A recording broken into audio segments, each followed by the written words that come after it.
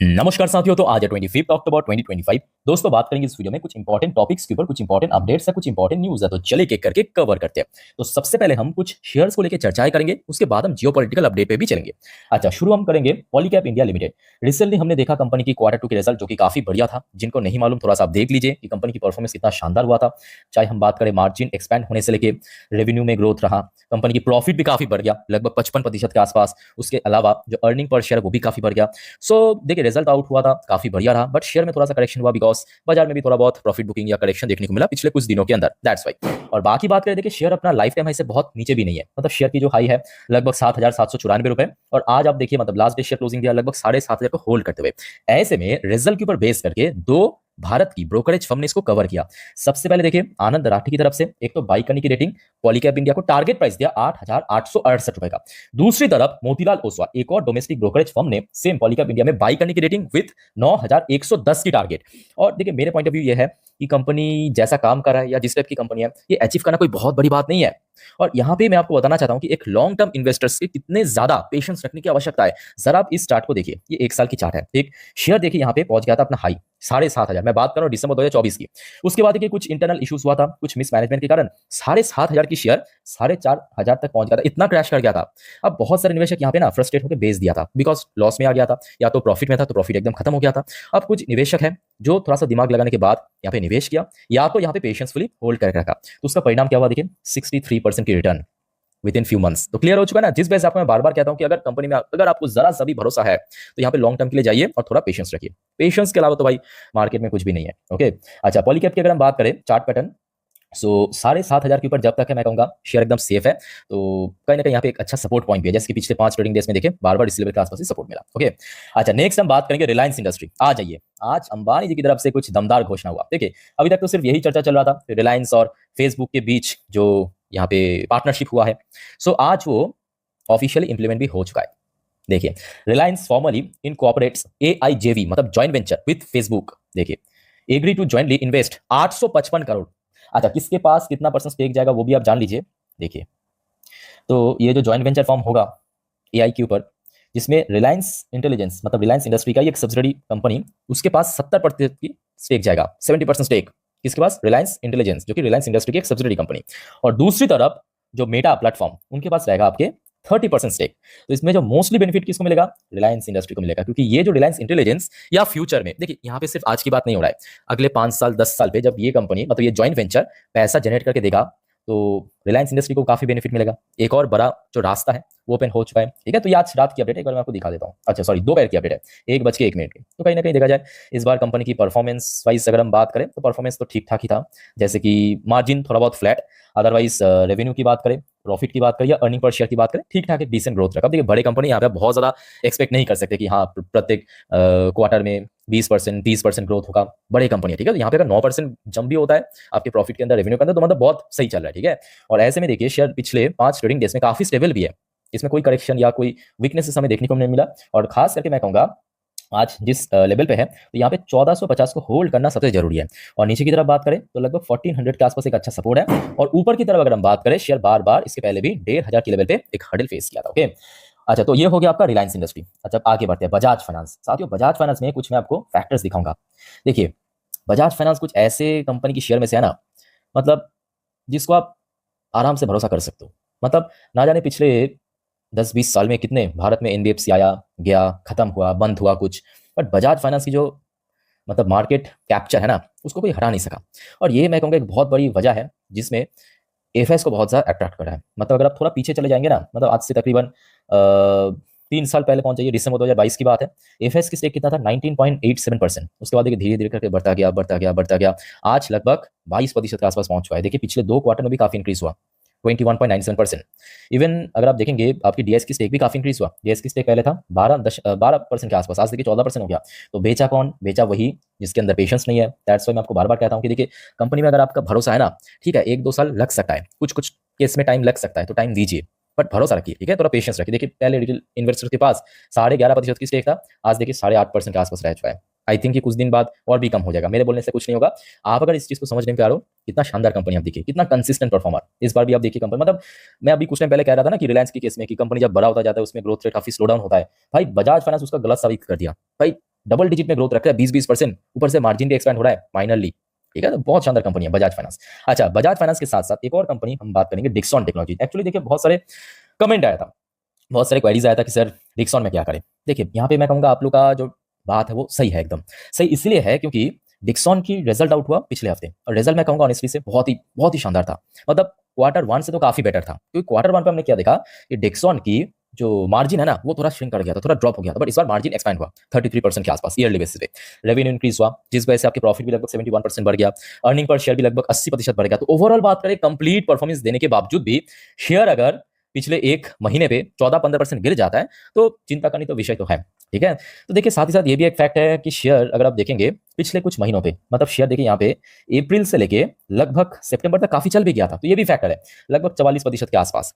ठीक है, रिसेंटली हमने देखा यूएस टैरिफ वॉर फिर से शुरुआत हो चुका है। अब जैसे कि आपको पता होगा चाइना ने यहाँ पे रेयर अर्थ कट कर दिया, मतलब जो सप्लाई कम कर दिया। अब देखिए डिक्सॉन जो मैन्युफैक्चर करता है, क्या मैन्युफैक्चर करता है बताइए?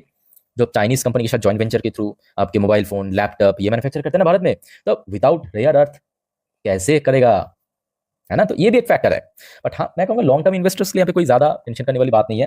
थोड़ा बहुत यहाँ पे पेशेंस रखें, सिर्फ और सिर्फ डिक्सॉन की बात भी नहीं है, जितने भी ईएमएस कंपनी है, मतलब इलेक्ट्रॉनिक मैन्युफैक्चरिंग कंपनीज है, चाहे केएनएस को आप देखिए, पीजी को देखिए, सब में थोड़ा थोड़ा करके करेक्शन हुआ है पिछले एक महीने से, जब से चाइना ने रेयर अर्थ सप्लाई करना कट किया। ठीक है, तो बस टेंशन मत कीजिए, थोड़ा बहुत यहाँ पे पेशेंस रखिए, सिंपल। और डिक्सॉन के लिए मैं कहूँगा जब तक 15,000 के ऊपर है तब तक एकदम सेफ है।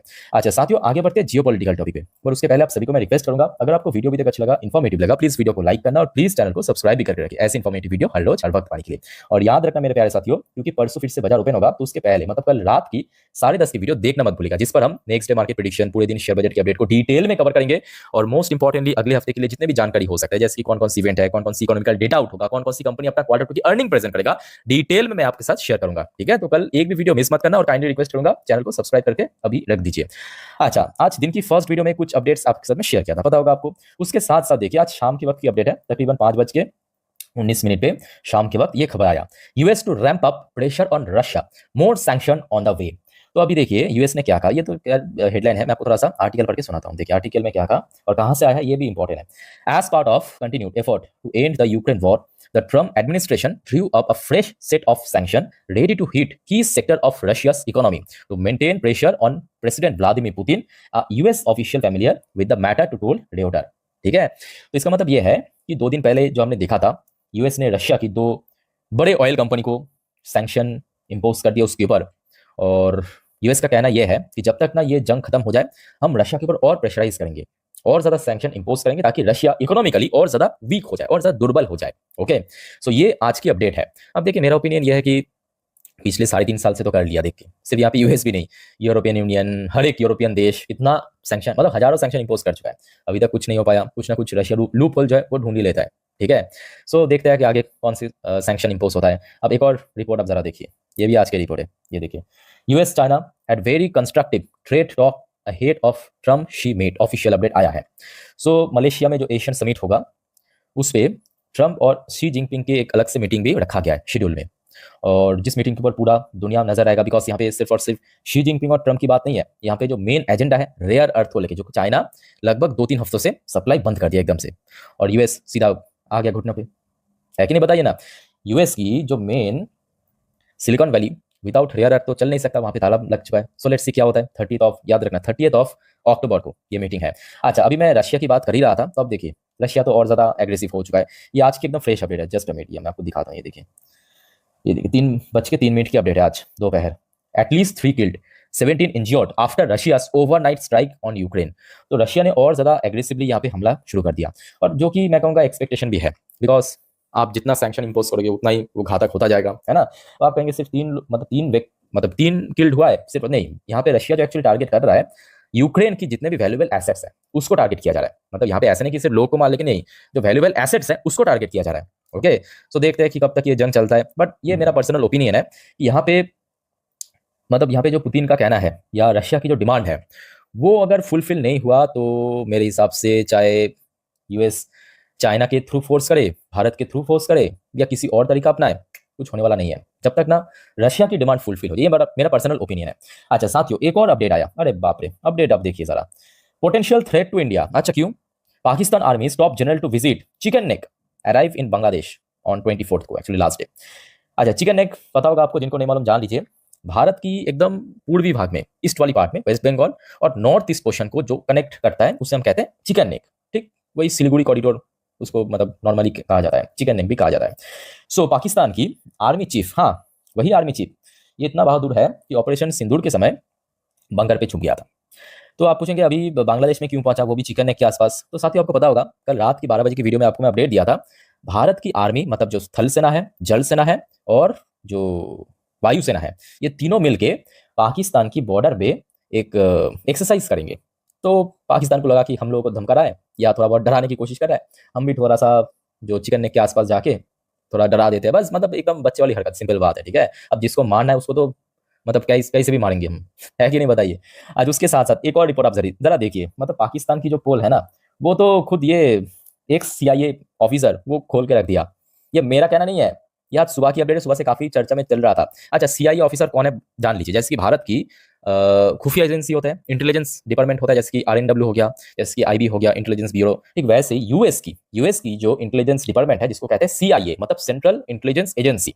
ठीक है, सो उसका जो एक्स ऑफिसर, उन्होंने क्या कहा देखिए, no benefit in fighting India. अच्छा, इनका जो एग्जैक्ट कहना क्या है पहले आप समझिए। आपको मतलब मैं कहूंगा, मतलब भारत की जो सेना है ना, भारत की जो फौज है, इतना उनके ऊपर मतलब गर्व महसूस होगा। आप जरा सोचिए, ये देखिए, ये उनका एग्जैक्टली जो कहना है कि nothing, literally nothing good will come of an actual war between India and Pakistan because the Pakistanis will lose. Clearly इन्होंने मेंशन किया, ये देखिए लाइन को मैं दिखा रहा हूं, Pakistanis will lose. I am not talking about nuclear weapon, I am talking just about a conventional war, मतलब विदाउट न्यूक्लियर वेपन यूज करके जो भी वॉर होता है, कन्वेंशनल वॉर, इसके बारे में इन्होंने कहा। There is no benefit to constantly provoking Indians. तो साथ ही साथ इन्होंने ये भी मेंशन किया, ये जो खचरा है मतलब पाकिस्तान बीच बीच में आतंकवादी हमला करता है, भारत की आम नागरिक के ऊपर नुकसान पहुंचाता है, तो कोई फायदा नहीं है। सिंपल बात है, भारत जब मारेगा बहुत मतलब एकदम पकड़ के रगड़ के मारेगा। क्लियरली क्या, ये मैं नहीं कह रहा हूं, ये एक सीआई ऑफिसर कहा जो एक्चुअली पाकिस्तान में ऑपरेशन कर चुका है, ओबामा बिन लादेन के समय पाकिस्तान उसको वहां पे जगह दिया था ना, उसके समय की बात है। ठीक है, साथ ही इस बारे में आप लोग का क्या विचार है कमेंट करके बताइए। अच्छा, एक और न्यूज मैं आपको दिखाना चाहता हूँ। यूएस के एक सिंगर है जिनका नाम है Mary Millben, call PM Modi good friend, praise his leadership.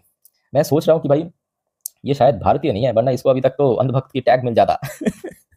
अच्छा, तो कुल मिला के बात ऐसा है कि देखिए, माहौल मैं कहूंगा अभी तक तो सब कुछ सही चल रहा है। अब देखिए, मतलब परसों बाजार ओपन होने तक अगर सब कुछ सही रहा तो ठीक ठाक हो सकता है। ठीक है, तो आशा रखता हूँ सब कुछ सही रहेगा। और देखिए, लास्ट वीक में शुक्रवार के दिन ऑलरेडी एक हेल्थी करेक्शन भी हमें देखने को मिल गया। अभी बस निफ्टी फिफ्टी इस चीज को मतलब इस बात की बस देरी है कि कब 26,000 को क्रॉस करके ऊपर होल्ड करे। बस एक दिन अगर होल्ड कर गया तो मोस्ट प्रॉब्ली वहां पे अगर ठीक ठाक स्टेबल रहा तो फर्दर गेनिंग हो सकता है। और बैंक निफ्टी के लिए अभी 58,000 के लेवल सबसे इंपॉर्टेंट है। खैर, साथ ही इस टॉपिक को हम कल रात की 10:30 की वीडियो में और डिटेल में हम चर्चा करेंगे। और आप में से कोई अगर चैनल पे नहीं हो या चैनल को सब्सक्राइब नहीं किया अभी तक, रिक्वेस्ट करूंगा काइंडली सब्सक्राइब करके रख दीजिए ऐसी इंफॉर्मेटिव वीडियो हर रोज हर वक्त पाने के लिए। बाकी कोई कंफ्यूजन है, डाउट से कमेंट करके पूछिए। फिलहाल इस वीडियो को वाइंड अप करता हूं, मिलते हैं नेक्स्ट वीडियो में। टेक केयर, बाय बाय, जय हिंद।